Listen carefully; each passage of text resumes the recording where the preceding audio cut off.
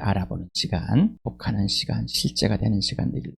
나는 누구인가? 나는 왜 존재하는가? 나는 어디서 와서 어디로 가는가?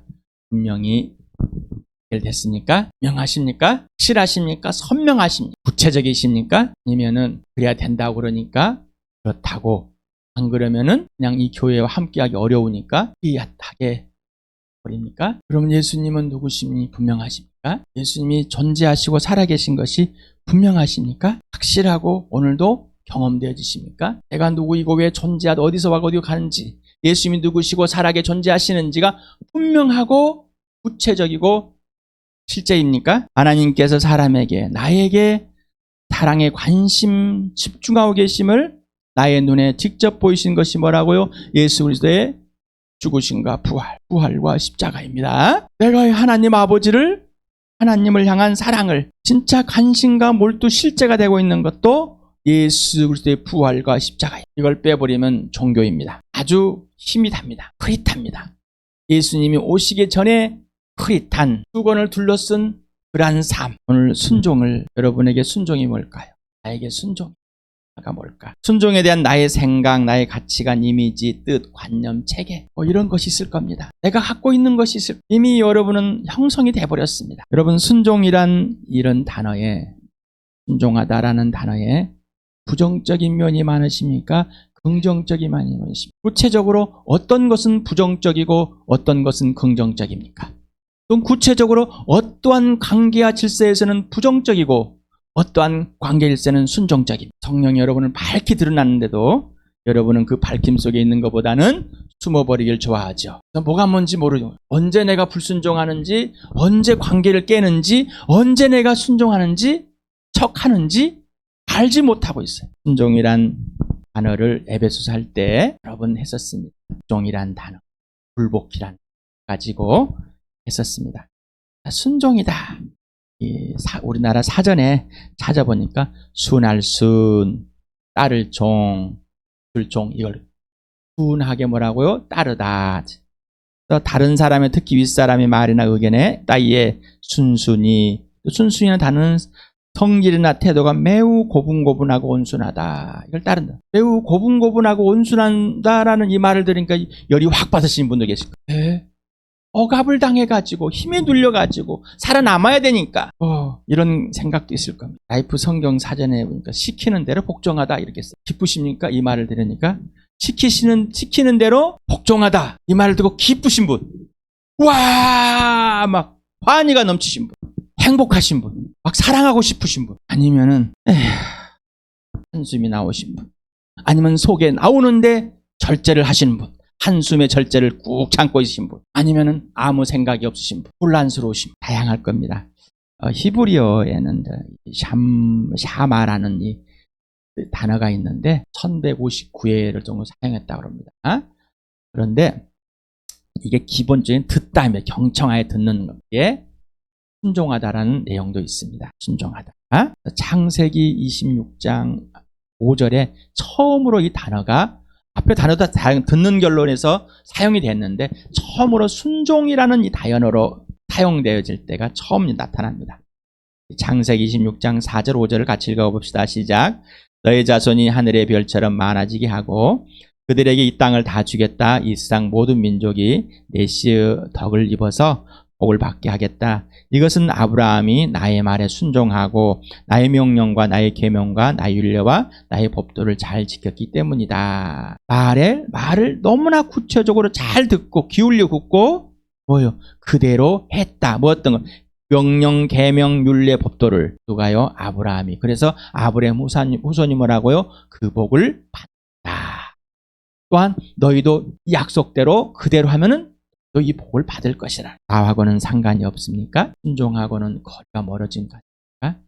아니면 나는 순종을 잘하고 있다고 착각하고 있는지, 자긍심을 갖고 자부심을 갖고 있는지. 기준은 어디입니까? 사무엘상 15장 22절 아주 잘 알죠? 순종이 뭐보다 낫다고요? 제사보다 낫다. 사무엘이 사울을 나무랬습니다. 주님께서, 야훼께서 어느 것을 더 좋아하시겠습니까?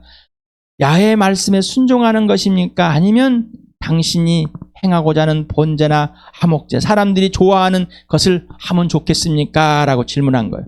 잘 들어보십시오. 아주 귀를 기울여 보십시오. 경청을 해보십시오.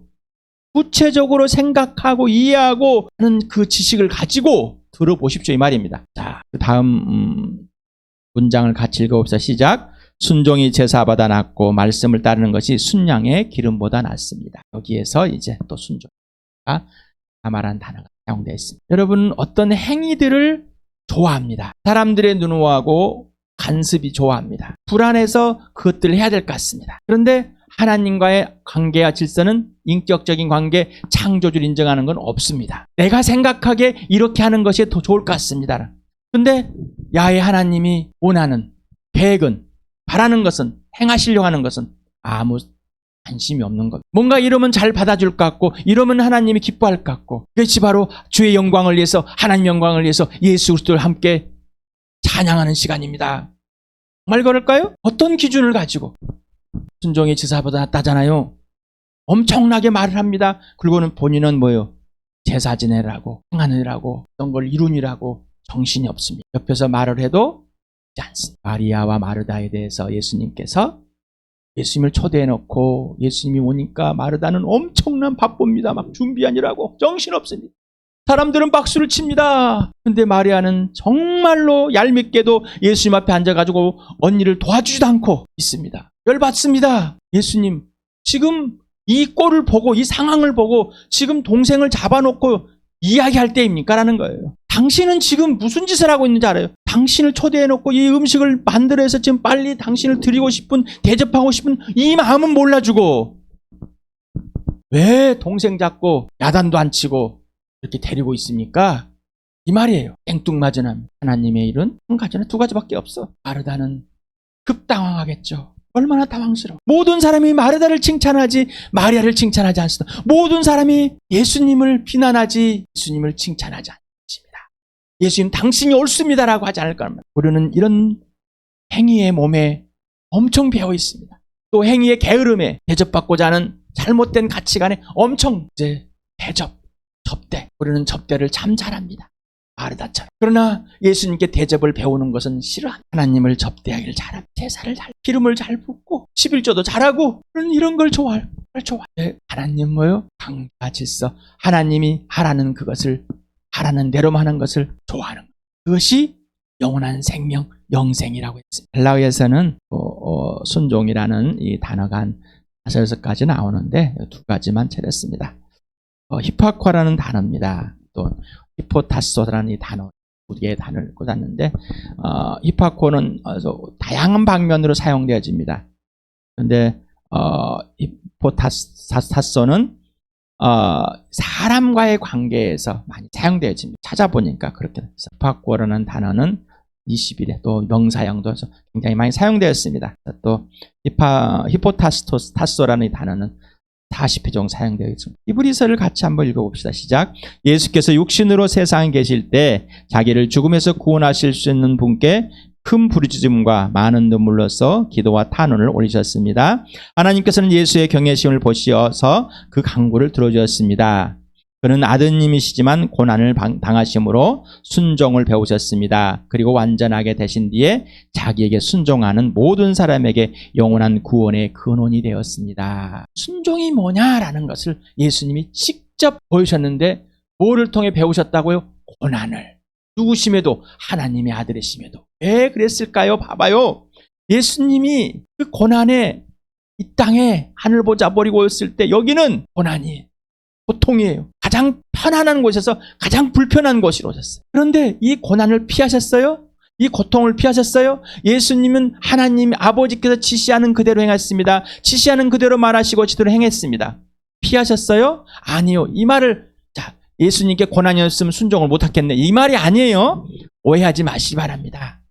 진짜 순종은 뭐예요? 내 앞에 내가 하고 싶은 것, 하기 싫은 것, 할 수 있는 것, 할 수 없는 것을 구별하지 않고 순종하는 겁니다.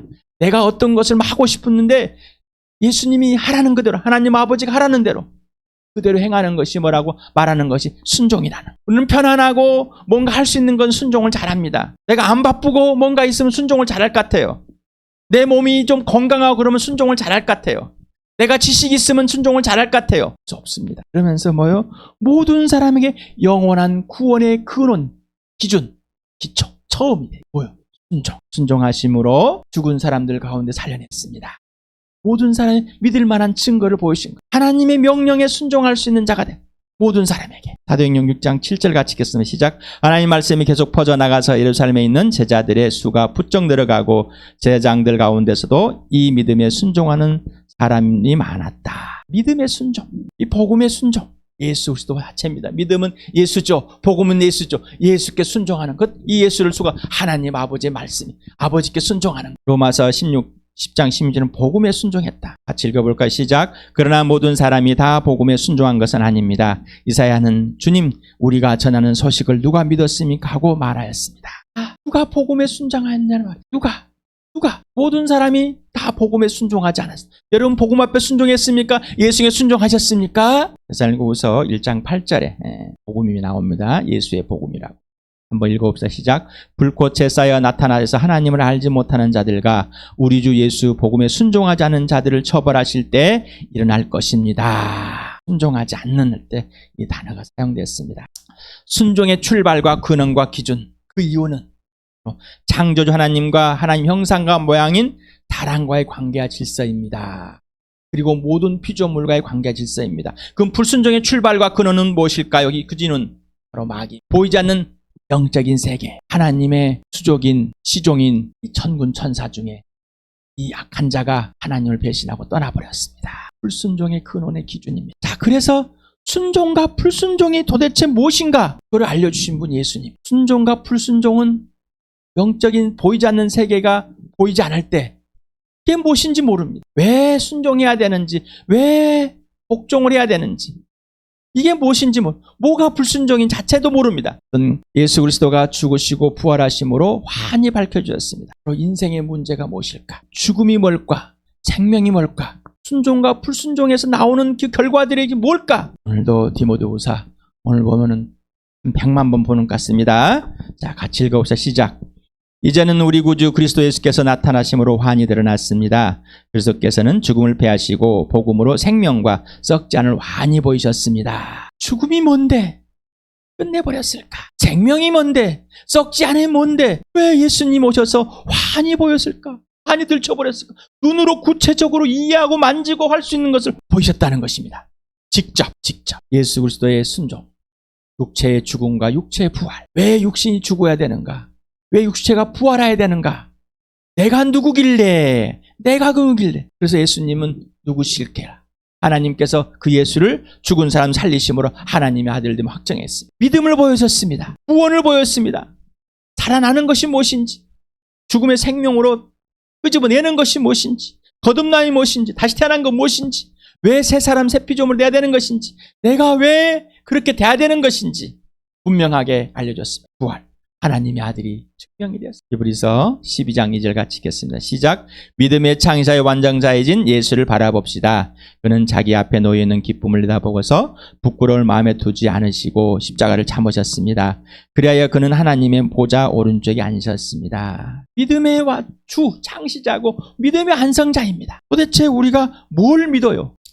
뭐를 믿길래 우리는 무엇을 왜 믿어야 돼? 단순히 종교인지 아니면은 진짜 죽으시고 부활해서 지금도 살아계시고 영원히 살아계시고 내 안에 계시고 내가 예수 안에 있는 온전하신 하나님의 예수 그리스도 나의 주와 직접적인 관계와 질서가 회복되어서 살고 있는 것인지 분명한 겁니다. 부활로 하나님의 존재하심과 살아계심을 증명했습니다. 예수 부활로 예수의 존재와 살아계심을 증명했습니다. 그래서 하나님이 누구신지 예수 그리스도가 누구신지 그리고 나와 우리가 누구인지를 분명하고 아주 구체적으로 선명하게 확실하게 보였습니다. 확실히 보이십니까? 요한복음 12장 49, 50절 지난주에 했었죠. 같이 읽어봅시다. 시작. 나는 내 마음대로 말한 것이 아니다. 나를 보내신 아버지께서 내가 무엇을 말해야 하고 또 무엇을 이야기해야 하는가를 친히 나에게 명령해 주셨다.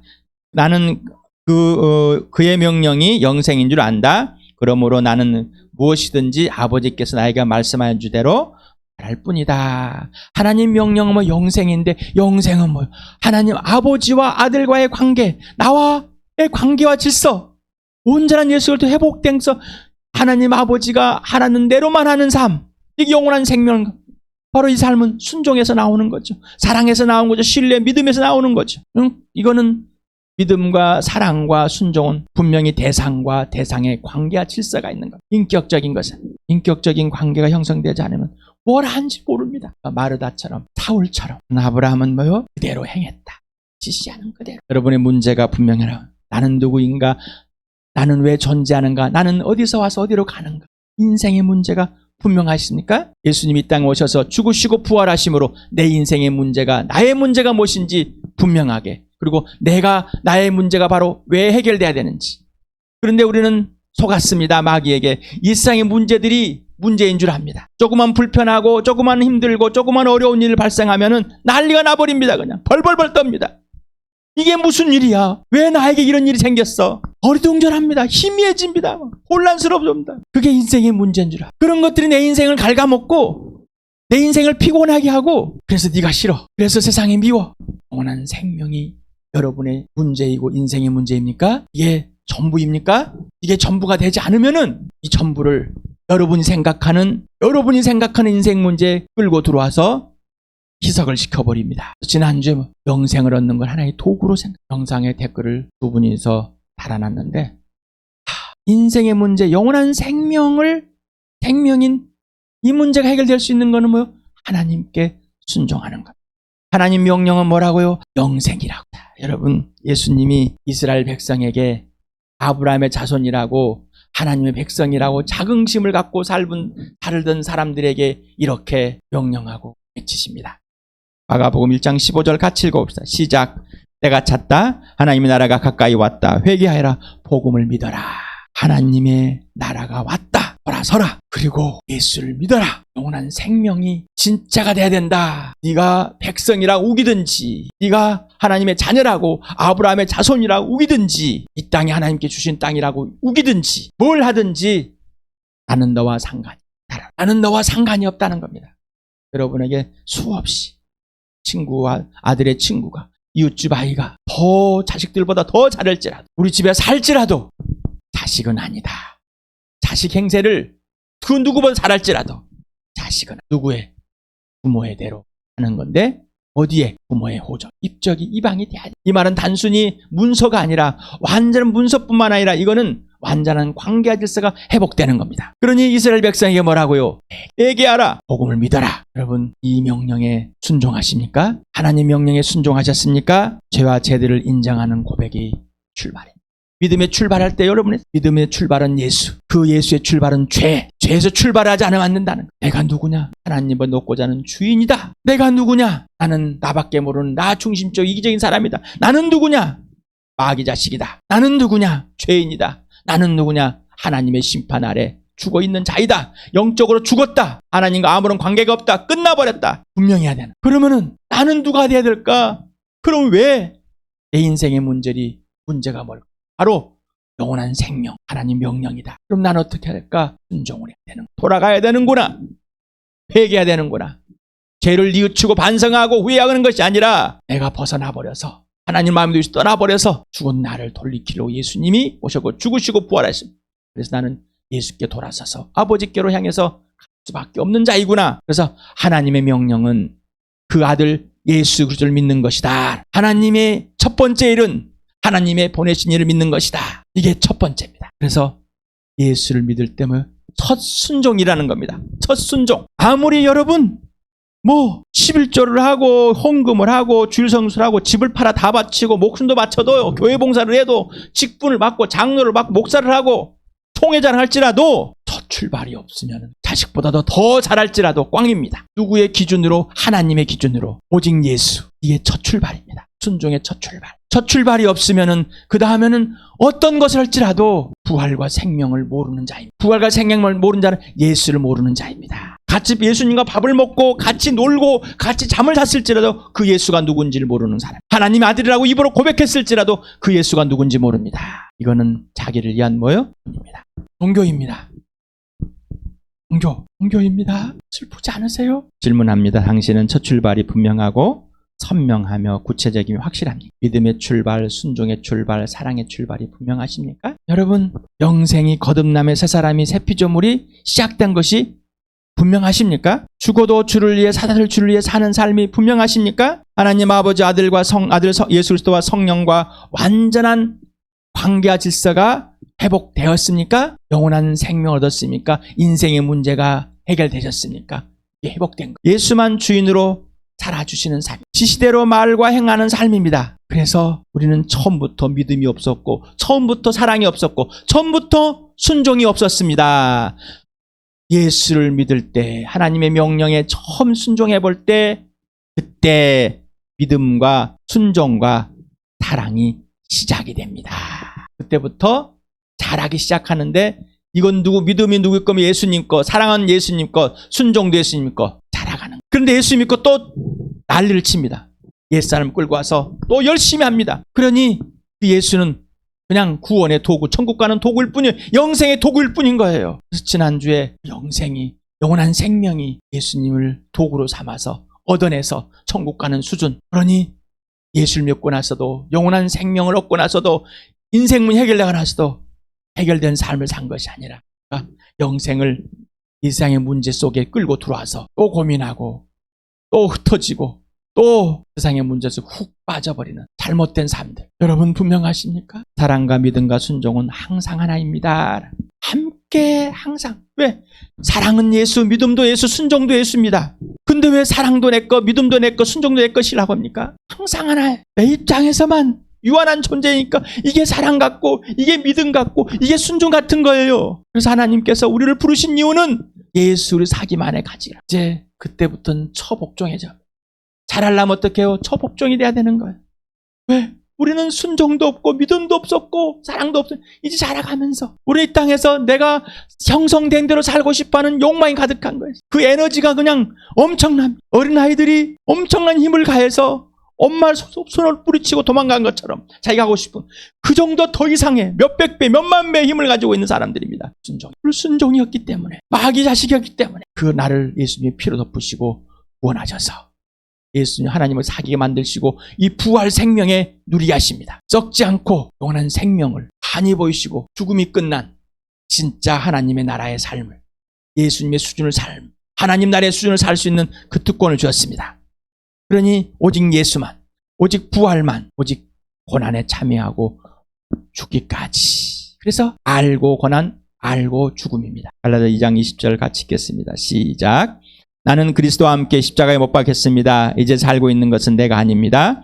그리스도께서 내 안에서 살고 계십니다. 내가 지금 육신 안에 살고 있는 삶은 나를 사랑하셔서 나를 위하여 자기 몸을 내어주신 하나님의 아들을 믿는 믿음 안에서 살아가는 것입니다. 말입니까? 정말이냐고. 예수만, 부활만 하지 않으면 뭐요? 절대 살 수 없는 거예요. 예수만, 부활만 내가 하는 것이 아니라 예수님이 내 안에서 주인으로 지시대로 살아가는 겁니다. 이게 행복이고 이게 복음입니다. 이 기쁨입니다. 이게 사랑이고 생명이고 이게 믿음이고 순종입니다. 이걸 깨버릴 수 없는 거예요. 절대 깰 수 없습니다. 우리 빌립보 3장 8절에서 10절까지 같이 읽겠습니다. 시작. 그뿐만 아니라 내 주 예수 그리스도를 아는 지식이 가장 고귀하므로 나는 그 밖에 모든 것을 해로 여깁니다. 나는 그리스도 때문에 모든 것을 잃었고 그 모든 것을 오물로 여깁니다. 나는 그리스도를 얻고 그리스도 안에 있는 사람으로 인정받으려고 합니다. 나는 율법에서 생기는 나 스스로의 의가 아니라 그리스도를 믿는 믿음으로 말미암아 오는 의 곧 믿음에 근거하여 하나님에게서 오는 의를 얻으려고 합니다. 내가 바라는 것은 그리스도를 알고 그분의 부활의 능력을 깨닫고 그분의 고난에 동참하여 그분의 죽으심을 본받는 것입니다. 그리하여 나는 어떻게 해서든지 죽은 사람들 가운데서 살아나는 부활에 이르고 싶습니다. 여러분, 예수만입니까? 예수만, 부활만, 그리고 예수님의 고난에만. 이거는 예수 그리스도가 먼저 죽으시고 부활하심으로 그렇게 하시고 내 안에 살아심 이걸 알려주십니다. 그런데 바울은 왜 또 이렇게 설명을 했을까? 안 하니까. 이 설명이 없어도 우리는 그렇게 사라지는 거예요. 우리가 이해하려고 하지 않고 하나님을 배우려지 않고 예수님께 따르지 않는 그런 악랄한 불순종의 마음, 사랑하고 싶지 않는 마음, 신뢰하고 싶지 않는 마음, 그 악랄한 것이 있기 때문에 그런 거예요. 예수님이 직접 살아요. 예수님이 네가 내 안에, 그럼 내가 네 안에 있고, 그러면은 너는 내가 하는 대로 하나님이 열매를 당연히 맺어질 수밖에 없다라는 겁니다. 예수님이 살아야지 열매가 맺어지죠. 복음을 증거하고 싶습니까? 예수님과 함께 살면서 예수님이 지시하는 대로 부활과 생명과 사랑을 직접 누려야지 복음이 나오게 되어 있습니다. 그러지 않으면 나오지 않는 거. 그러면 도구 갔다가 교회 다니고 끄집어 날려놓고 알아서 예수 믿든지 말든지, 왔으니까 너 하나님 백성 됐어 하는 잘못된 가치관. 고린도서 10장 3절 5절을 같이 읽겠습니다. 시작. 우리가 육신을 입고 살고 있습니다마는 육정에 따라 싸우는 것은 아닙니다. 싸움에서는 우리의 무기는 육체의 무기가 아니라 하나님 앞에 견고한 요새라도 무너뜨리는 강한 무기입니다.